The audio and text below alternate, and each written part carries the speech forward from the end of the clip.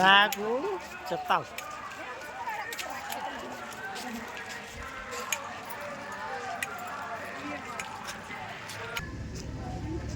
పట్టణ కాంగ్రెస్ పార్టీ అధ్యక్షులు రామచంద్ర గారు,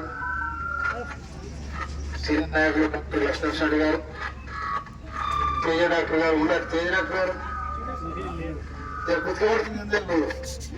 గారు, గవర్నర్ మాజీ కౌన్సిలర్స్, మాజీ వైస్ చైర్మన్ గులబెల్లయ్య గారు, స్వామి గారు, మన ఈ వాడు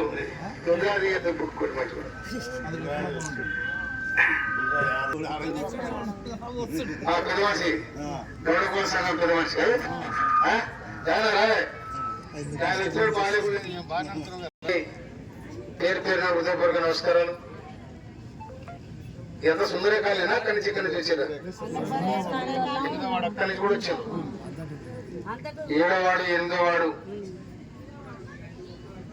వార్డు కాంగ్రెస్ పార్టీ కౌన్సిలర్ అభ్యర్థి శైలజ గారికి, 8వ వార్డు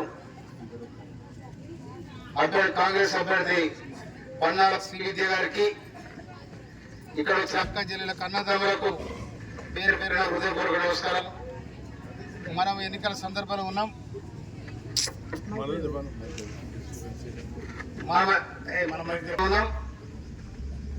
కనుక ఇలా మొన్ననే మనం వచ్చిన తర్వాతనే ఈ సుందరయ్య కాలనీకి మొత్తం కూడా డ్రైనేజ్ చేయడం జరిగింది.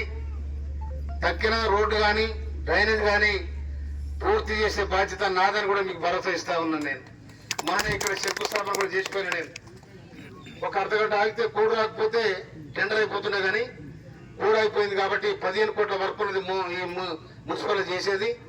దాన్ని కూడా కంప్లీట్ చేస్తానని కూడా మనం చేస్తా ఉన్నాను. నేను అదేవిధంగా నేను ఎమ్మెల్యే కాకముందు మోత్కూరు రోడ్డు అధ్వాన స్థితిలో ఉండే, ఎప్పుడు ఎవరు సైదిమూడలు పడి ఖాళీగా సందర్భాలు కూడా ఉన్నాయి. కానీ నేను వచ్చిన తర్వాత మొట్టమొదటి ఆ రోడ్డును పనిబట్టి 25 కోట్ల రూపాయలు పెట్టి ఆ రోడ్డు బాగు చేస్తే ఇవాళ మొత్తం హైదరాబాద్లో ఏ విధంగా రోడ్డు ఉంటుందో ఆ విధంగా ఉన్నది. నేను చాలా సంతోషపడతా ఉన్నా. ఇవాళ ఈ అంగడి బజార్ పూర్తయినాక మోత్కూరు వననే మారిపోయింది.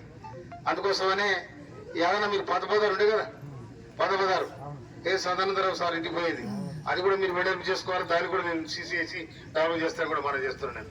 అందులో భాగంగా